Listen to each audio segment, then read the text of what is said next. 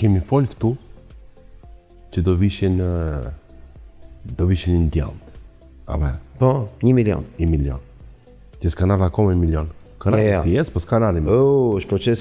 Dhe gjithë ta shpjegoj pak fjalën 1 milion dhe sa kanë ardhur. Do vinë aq në muaj sa ka tregu nevojë. Ta shpjegoj pak. A do vinë bloqe. Pra vinë bloqe, kështu është dhe marrëveshje. Pra, shto. Shto milion domethënë. Pastaj, përveç se indianë ishin e Filipinca. Po. Bukur. Rrim tu, stop. Pse indianë dhe Filipinas? Ta kujtojmë njerëz. Sepse janë dy popull friendly me çufat. Çdo do të popull friendly me çufat. Janë dy popull të cilët për shkak të arsyeve fetare kanë pas marrëdhënie të mira me çufët dhe çufët preferojnë këta se skllëvrit e tyre. Se janë të bindur për ta. Dhe nuk më shumë i zmet këta çurë. Po. Është interesant, kush boj zmet sot. Po shiko, e bukur është se të kishin ardhur këta 1 milion të paktën, ta kishim ditë sa janë, edhe sa na duhen, po pa ardhur gjithë këta, dhe pa bëj plan se bova ki duhet, asta duhet ma tepër. Ke parasysh? Tash, po marrim edhe vietnamez, edhe indonezian. Pa ardhur gjithë ta me pa që, shiko, a janë rregull këta 1 milion? 2 milion sa mund t'jenë? Na duhen mo? Po, jo, si qysh tek. Kërkët marrem akoma. Po, dhe ka arsye të forta. Në vitin 2016, shkon Pandi Majko në Harvard University, i ftuar nga Fondacioni Soros. Mund ta ballafaqoj kushdo me video, ka me video këtë gjë. I organizuar nga Fondacioni Soros për të takuar si ministri i diasporës Ricardo Hausmann, një çufu nga Venezuela, i cili është truri malim që ka shpopulluar Shqipërinë dhe po ripopullon me kolonë të Izraelit dhe me skllëvet e tyre nga India dhe Filipinet. Tashmë duke u shtuar gama përkatëse me indonezian dhe vietnamez. Dhe ky është në video duke i thënë Pandi Majkos. Ky është grafiku i Shqipërisë dhe siç e shikon tha, ju jeni vendi më keq në Europë me emigrantë punëtor. Dhe nuk po flas ta për punëtor të kualifikuar. Fillojmë të shë. Dhe nuk po fliste pra për inxhinier. Punëtor krav. Po fliste për punëtorët e krahut. Ju shqiptarët, thot, e keni për detyrë, thot, që të diversifikoni kombësinë e tregut punës. Dhe duhet merrni emigrant nga vende të tjera. Dhe do t'i sillni këtu, thot, dhe të punojnë ata këtu. Ky është kërkesë. Tani, para se të thoshte këto gjëra, 3 vjet më parë, në tetor 2013, është një dokument i shkruar ku thuhet që Ricardo Hausmann përcakton objektivat dhe qeveria shqiptare duhet i zbatojë. Nëse qeveria shqiptare nuk i zbaton, ndërpritet program. Dhe del në televizor mas 2 vjetësh, në 2015 më duket, mos gaboj, Erman Frash. Zëdhënësi i këtij programi, asistenti Ricardo Hausmann dhe thot që është turpi i rracës vet, turpi mbi emrit vet ky djalë. Ky është një turp i madh që quhet shqiptar, ky është një shqipfolës anti-shqiptar. Ky djalë si thosh meriton të gjithë njollat e turpit të tradhtisë kombëtare. Erman Frash i quhet, fiksoni si emër. Ky thot, ne nuk jemi si këshilltarët e tjerë. Çakta të USAID-it të Amerikës me fjalë. Të BE-s, nuk kemi si këta, të Amerikës, BE-s, pagat botërore, nuk kemi si këta. Ke parasysh ky nuk ishte si këta të Amerikës. Ne tha nuk merremi vetëm me përcaktimin e objektivave. Ne i mbikëqyrim, tha, dhe përcaktojmë, tha, se çfarë duhet bërë. Pra këta ishin komandantët. E kuptove logjikën. Këta tanët ishin zbatuesit. Dhe në këtë programit të çufës Ricardo Hausmann përcaktohet qartë që duhet vinë se s'bën nga India dhe Filipinet. Dhe ftohet Erion Velia në një aktivitet nga ky program që t'japi ekspreseve të sekretar Bashkia e Tiranës se si ai po punon për të sill emigrant në Tiranë. Dhe në kohën e pandemisë del Erion Velia në televizor dhe thot: Tirana do të jetë qytet ndërkombëtar. Do vinë nga gjithë shtetet e botës, nuk do të jetë më Tirana. Harroni këtë dha. Ky do të jetë qytet ndërkombëtar. Në 2020, ke Bashkia Tiranë, ka thënë Leon Velia, zyrtarisht. Pra, kur ne flasim për veprimet e Ramës, me paketa, me gjona etj, pyetja nuk është, ora ky çfarë po bën? Ky është i detyruar të bëj, se është e përcaktuar kjo gjë. Dhe ky është në gramat e fundit, dhe vërtet po bën gjëra në gramat e fundit, sepse është i detyruar të bëj, për shkak se ky është vrasës i shqiptarëve me pagesë. Pra ky paguhet për të vrarë shqiptarët, siç e ka shpjeguar Çubrulloviçi. E ka shpjeguar Çubrulloviçi në vitin 1937, ai shkruan: "Do të armatosim banda cubash serb. Cubash serb. Por nuk do t'i paguaj. Do t'i themi, pagesën e merrni duke dëbuar shqiptarët. Kur ti dëboni do u grabisni pasurinë." Pra rrogën ata nuk e merrin nga qeveria serbe, e merrin nga plaçka e luftës. Më kuptove logjikën. Kjo qeveri paguhet me plaçk lufte. Luftës që kanë shpas shqiptarëve. Pra korrupsioni që ne shohim është plaçka e luftës kundër shqiptarëve. Dhe të gjithë ata që flasin për këtë qeverisi etj janë ca idiot në rastin më të mirë ose ca maskare në rastin më normal, të cilët mashtrojnë popullin shqiptar se këtu ka qeverisi. Këtu nuk ka qeverisi. Kjo është mënyrë qeverisje të keqes. Pra këta nuk këse po keq qeverisin, po qeverisin keq. Jo, këta po përzejnë shqiptarët nga Shqipëria. Dhe ky është projekt, ata po bëjnë mirë punën e tyre, se për ata i kanë vënë punë, se këta janë armiqtë tanë, si qeveri. Këta janë banda e cubave serb që paguhet me plaçk lufte. Na përzejnë dhe na marrin plaçk, na marrin pronë, na marrin gjithçka. Kjo është përzënje. Dhe këtu është objektivi kësaj qeverie. Edhe Ricardo Hausmann ka përcaktuar që këtu duhet vinë ata dhe duhet ikim ne. Ky është projekti, ky është plani. Dhe kur ti thua përse kanë shkuar deri në Vietnam, pse kanë shkuar deri në Indonezi, përgjigjja është shumë e thjeshtë. Në kulmin e revoltës popullore, ata do të mbyllin shpejt letrat, se kanë pas detyrë dhe i kanë vonu. Për të marrë dhe këta. Po ta shpjegoj pak me detaje. Ta kam shpjeguar dhe herë tjera, po duhet bëj një rezume sot se kishim Filipinas dhe Indian. Ushtuan vietnamez dhe indonezian. Ushtuan këto dy. Arrim këtu tash. Ti e di që ne s'kishim ambasadë indiane në Shqipëri dhe as shqiptarë në Indi para 2 vjetësh? Pse u hap kjo ambasada? E kemi video me zë dhe me figurë. Është një harroj gjithmonë emrin, herë si do mundon ta vi, ta sjell emrin e tij, ta shohin gjithë kush është. Është një maskara, quhet biznesmen ai, i cili ankoheshet te qeveria shqiptare, pse nuk na sillin 1 milion indian. Fjalë për fjalë. Në sallë. Dhe këtë lavdronte Rama dhe ky lavdronte Rama. Dhe ky thoshte se duhet na sillin dhe unë marr përsipër të loboj në Indi për të hap ambasadën tonë që të sillin indian. Dhe të sillim ambasadën e Indisë në Shqipëri që të sillim indian. Dhe hapin ambasadë dhe delin ambasadori dhe thotë, kam ardhur këtu që të sillim indian. Se jemi popull punëtor. Në Shqipërisë më sillim 1 milion indian. Thot ai. Edhe Shqipëria janë gjithë boba me fabrika që presin t'i mushin me punëtor. Në fakt, nuk është kërkesë e tregut shqiptarit 1 milion indianëve. Për gamat, ku jeti, por është kërkesë e kolonëve izraelit në Shqipëri që të cilin 1 milion indian. Që do t'i duhen nesër? Që do i duhen, sepse nuk do i duhen më shqiptarët. Ky është sekreti. Ta kuptojnë njerëzit. Shqipëria nuk ka ku i fut 1 milion indian në Shqipëri në kuptimin e tregut të punës. Kurse kolonëve të rinj ju duhen 1 milion indian për tregun e tyre të punës.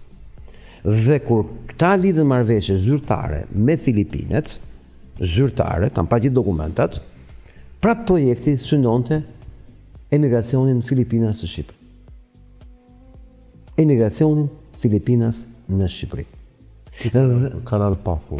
Dhe kështu bë dhe marrëveshja me qeverinë Filipinas.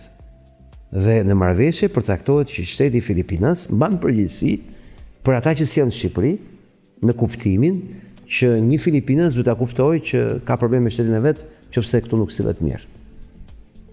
Tani shkojmë në situatën e re që u krijua këtë javë. Kjo Delina Ibrahima, ku diu se ka, se dia semra aty më burrë. Unë shofa të këngën time që kam nxjerrë fytyrën që ti gjet se kush janë, se si di kush janë. I forti që më me emrat. Po e kam lexuar 100 herë, ta më mend me ta thon ty dhe prapë se më sigurt e kam thënë siç duhet. Dhe kishte vajt kjo në turne në Indonezi dhe në Vietnam për të nënshkruar 2 marrëveshje për të sjellë 30.000 vietnamezë në Tiranë, në Shqipëri fal. Dhe për të sjellë 10.000 nga Indonezia. Dhe kam lexuar lajmet jo në vietnamisht, se s'di, po në anglisht, nga Vietnami, se këtu Shqipërisë kishte lajme. Në lajmet që thuheshe në Vietnam, në anglisht, thuhej që kishte ardhur ministra shqiptare që të merrte 30.000 punëtorë si fazë e parë. Tani, shpejt, Paketume me valigje, shpejt e shpejt. të cilët do vinin në Shqipëri të punonin në të gjithë sektorët përkatës, përfshirë edhe bujqësinë. Edhe bujqësinë. Tashi, kush që kanë... S'kanë që bene boshtë, a? Tani pyetja është pse bujqësi? Ku ka këtu tregu jon, ka që kapacitet sa për të marrë 30.000 vietnamezë në bujqësi. Në fakt, që nuk e di, po më mëson sot, që Shqipëri ja regjistruar dhe po hapen me qindra ferma kolonësh izraelit. Po hapen me qindra ferma, aktualisht ne po flasim, kolonësh izraelit, që i kanë saju letrat e tokës bujqësore me qera, sepse po presin ligjin që t'i blejnë, se i kanë blerë de jure, kështu de facto, po me para blerje. Pra, si pas ligjit ata s'kan blerë, akoma, por kanë harxhu lekët për t'i blerë. Ja kanë dhënë pronarit tokës lekët, por gjithsesi në kadastër, ekziston një dokument, si thush, që ka akoma ai që e kishte, Se ka kthyer dot akoma. por në kenoteri ekziston një dokument tjetër që ky e ka shit. Që ka shit keno. Që të bëhet toka e tij, do duhet që kjo të shkojë edhe ke kadastër, po nuk lejohet me ligj të blesh tokë shqiptar kur je i huaj. Sa të bëhet e kadastra famshme. Bukur, vazhdojmë. Dhe janë hapur me qindra ferma në Librazh, në Shkodër, ke liçeni Shkodrës, buz liçeni Shkodrës. Në të gjithë Shqipërinë, në Pesë, ke zona e City Parkut, mrapa, janë hapur ferma buzë, po nuk kanë punëtor, sepse izraelitët që i kanë si kolon, nuk kanë ndërmend t'i punojnë vetë. Presin sklevrit të vinë. E mbova ata burë s'punojnë vetë ata. Pugur, janë 300.000 E 300.000? kolon në projektin për Shqipërinë. 300.000 kolon. 300.000 boba. 300.000 boba.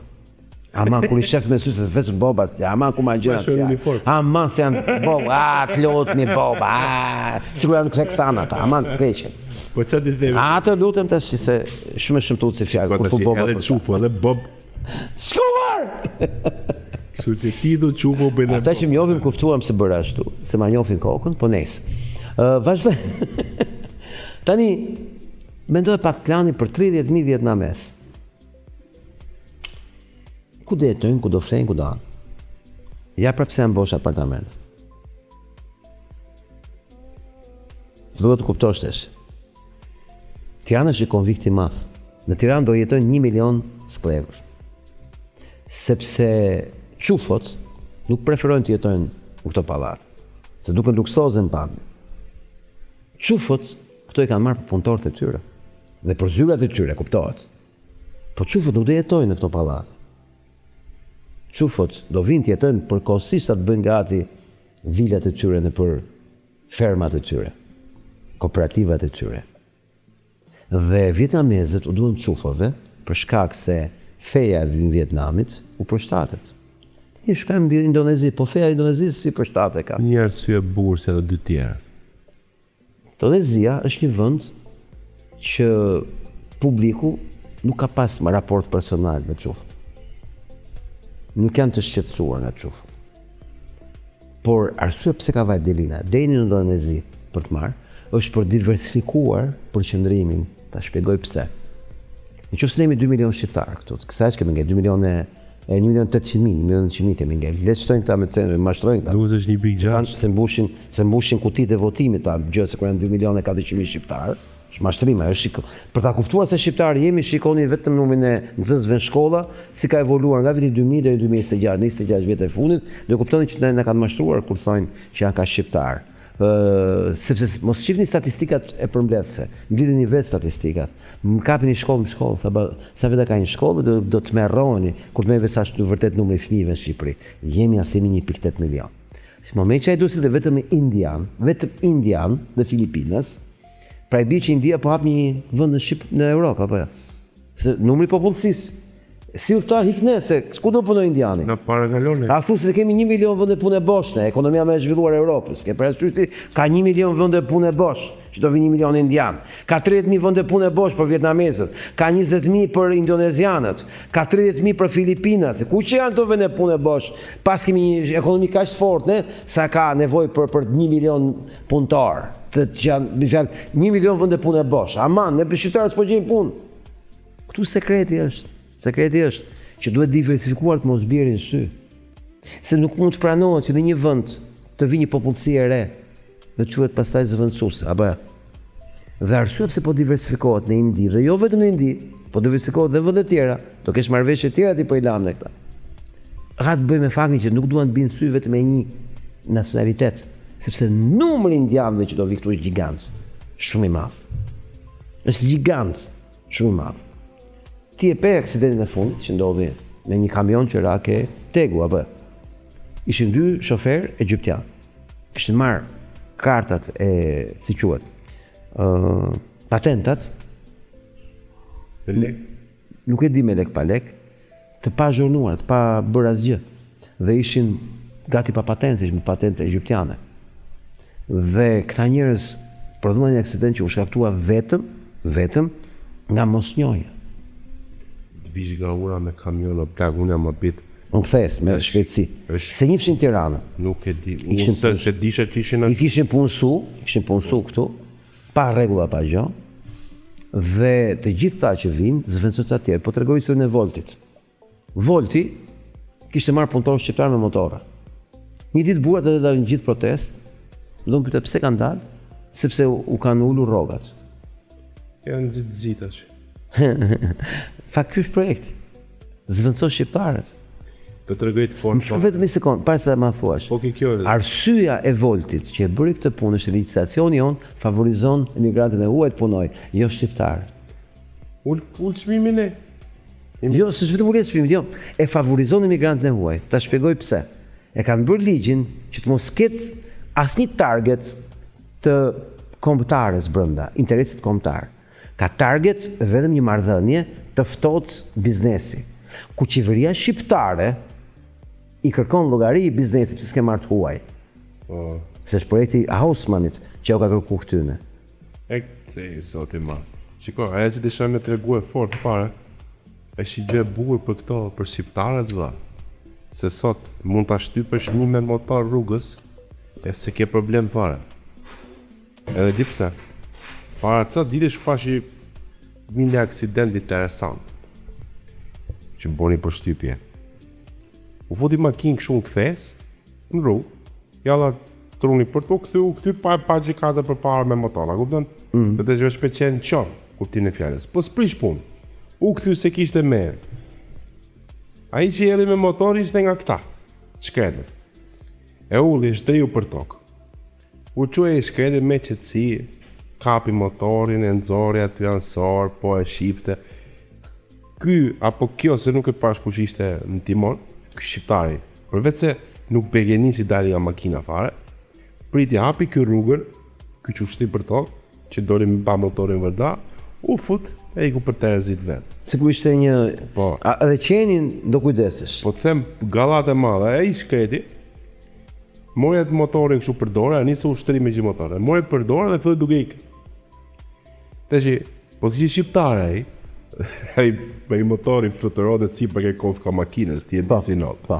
Më kupton? Po. Kurse në këtë rast këta i shtyp, i boni, kthe nuk i njeh zoni gojës. Fare më Ore i vretë i varrosë se merr vesh njëri. Fiks. As një kushim bën, as ka kush do t'ia di fare. Po pra, sklev. Këtë po të shpjegoj, janë sklev. Numrator. Unë serm ka rastis, u kam dhënë bakshish Filipinasve, indianëve, pse? Sepse unë kam një dëmshuri për atë. Po më shumë edhe në Shqipëria, dhe jam kundër ardhes të Shqipëri. Po unë nuk mund ta trajtoj keq atë sepse unë jam kundër ardhes tyre dhe i bëj thirrje gjithë mos i trajtoni kurrë si kafshë njerëz. Dhe duhet me pas një lloj të drejtë me Zotin në kauzën tonë kombëtare, që duhet jemi njerëz të mirë, edhe në sjellje. Nuk na e ka fajin indiani që ka ardhur aty, na e ka fajin ky joni që ka sjellë indiani për të na zëvendësuar neve. Nuk po na zëvendëson indiani neve, po na zëvendëson ai lart. Po, që e ka sjellë këtë mënyrë shketi allergjie siç i kishin shqiptarët jashtë që i priti Italia XY fillon punë në sistemun. Po ti sjellësh të fort. Valla, unë besoj që politika e pagave me emigrantët favorizon emigrantët, di këtë? A di këtë? Janë dy, një shqiptar e një emigrant, që ka ardhur në Shqipëri nga India, Islam, po them. Ti e di që preferohet i huaj sipas legjislacionit tonë. Shkurti. Unë jam budhënës. Vjen ti me kërku punë, vjen dhe një indian. Unë do marr indian. Me një të paguaj më shumë para. E kuptove? Të paguaj më shumë neve për këtë. A ka rroga më të larta në dia? Po, ore, të po të them sot, ta kesh parasysh. E pse me më shepe era? Sepse kjo është politika. Kjo është politika, të vjen më pak presion nga qeveria, po ta kesh tuaj. Pra ka ndërtuar skem, kur ti merr shqiptarin ke më shumë halle. Kur merr tuajin ke më pak halle, se qeveria favorizon marrjen e emigrantit, se ky është projekt qeveritar. E kuptove logjikën? Ti e di që kushton më shumë emigranti se sa shqiptari? Edhe për transportin, akomodimin e shumë tjera. Po duhet marrësh emigrantin, se të quhet mirë. Së çojmë trapin. Me inspektor, e më kështu, e kuptove logjikën. Dhe mos harru dhe elementin që është shumë i rëndësishëm. Kur ne jemi pjesë e sigurimeve shoqërore, ne jemi pjesë e një sistemi politik, e një sistemi shtetëror, me asistencën e tjerë, që ka të bëjë me popullin tonë, taksapagues. Kur ti merr një emigrant dhe fut në skem, nuk mjafton rroga. Ja dhe shumë gjëra tjera që funksionojnë si taksapagues që jemi ne, që ofrojnë shërbime. Dhe në rastin konkret, shërbimi do marrë dhe emigranti. Po emigranti, mbasi vjen këtu me legjislacionin e ri që është bërë për emigrantët, ka drejt marrë dhe bashkim familjar. E që thash atëherë, vin 1 milion e 4. Pra, vin edhe familjar tyre, pastaj edhe do martohet, do marrë edhe gruan, do marrë edhe fëmijët, sepse legjislacioni ndërkombëtar, konventi ndërkombëtar nuk mund ta pengojë një gjë të tillë, sepse ti s'mund pysh familjen e tjetrit. Dhe pastaj kopshtet tona, shkollat tona do mbushen me këta. E para se kam pillorin mashallah, me nga 10 kalamoj, Bëhen 10 milion për 2 vjet. Pra më rri këtu. Pra, koncepti është ky është një projekt zëvendësimi. Ky është një kolonizim, pushtim, zbrazje dhe genocid, white genocid që quhet ndryshe. Fiksoni fjalën. White genocid. Çfarë do thotë white genocid? White genocid konsiderohet një term pejorativ, i keq, që ka shpikur Sorosi kundër çdo kujt në Europë që thotë po na zëvendësoj dhe po na bëj genocid vlla. Ky është genocid me forma paqësore. Po në final është genocid rezultati që jep. Por ne jemi racë e bardhë, jo në kuptimin e racizmit. Etnia europiane po e marrim kështu. Janë të bardhë. Natyrisht që ke zeshkan sa dush dhe në Shqipëri, edhe në Francë, edhe në Sicili, edhe në Spanjë. Më kupton logjikën. Po s'do thotë asgjë, sepse raca nuk është koncept ngjyrë lëkure. Them, është etni. Pra, karakteristikat caktuara i përfshihen kësaj etnie, siç mund të jetë ngjyra e lëkurës, ngjyra e flokut. Më kupton logjikën. Ka dhe njerëz me quka, apo jo? Ke irlandezë me quka të kuqe. Më kupton logjikën. Por çështja është që ky është genocid ndaj popullit shqiptar. Është genocid zyrtar, zhdukja e kombit shqiptar. Është genocid. Bëhet me këtë mënyrë, nuk bëhet me pushk, me serb. Bëhet me policë shqiptar, bëhet me tatimor shqiptar, bëhet me nuksa shqiptar, bëhet me fuksa shqiptar të Partisë Socialiste. Pra bëhet me shqiptar. Më saktë, në një logjik do ishte bëhet me mercenar, të cilët dhe mas nuk e din fare rolin e tyre mercenarët të histori. Nuk e din që janë armiqtë e Shqipërisë, janë tradhtarët që po punojnë kundër armikëve, mas ata nuk e din që po bëjnë një gjë të tillë. Ata janë punë që do ikin. Këtë se dinë ata. Ata janë të garantuar që do të ikin. 1.000.000%. Por ata kam thënë dhe këta që quhen oligark. Këta janë stacion vëlla. Janë vetëm stacion. Do marrin gjitha çka kanë këtyre. Të gjitha. All inclusive. Do vinë pronarët e vërtet, qufot. Dhe këtu koncepti është që kjo ardhje e indianëve Filipinë tashmë që shtohet, përforcohet në kulmin e protestës me 50.000 të tjerë, siç tha Rama atëre, që do marrë tha Bangladesha si tha atëre, ke parasysh ti? Se këta një shqip tha, nuk çajnë trapin. E ma mende. Durrës e tha, kohën e tërmetit. Kur po shifte godinat. Pra, koncepti është që këta duan të na zëvendësojnë.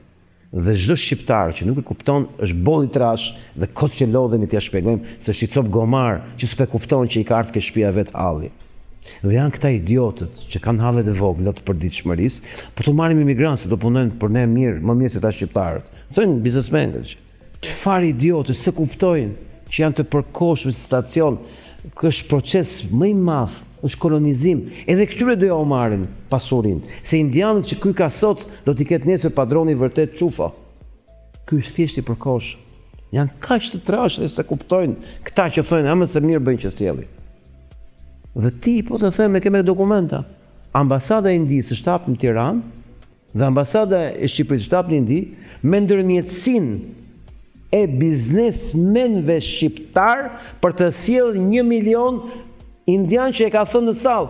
Ne kemi nevojë tha për 1 milion tha, për 2 milionë emigrantë tha në Shqipëri. Shumë mirë të vinë. Dhe dalin ca debila, më çfarë idiotësh. Edhe ne këtu në Greqi, edhe këtu në Angli, edhe këtu në Gjermani që jemi ne, ka, se çka keni ju. Edhe ne kur erdhëm këtu, se dume. Të mbaj vetë. Të mbaj vetë.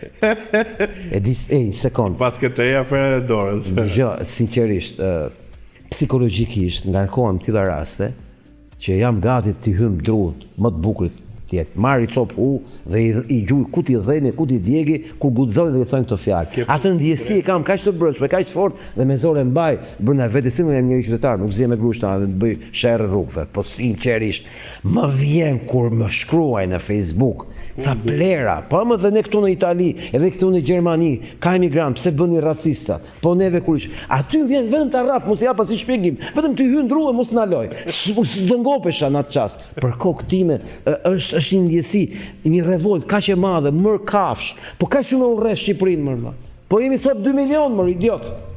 Po si. Edhe po hikim dhe ta që jemi. Sa italian nga Italia më kur. Po çfarë idiotësh më, çfarë debilash më.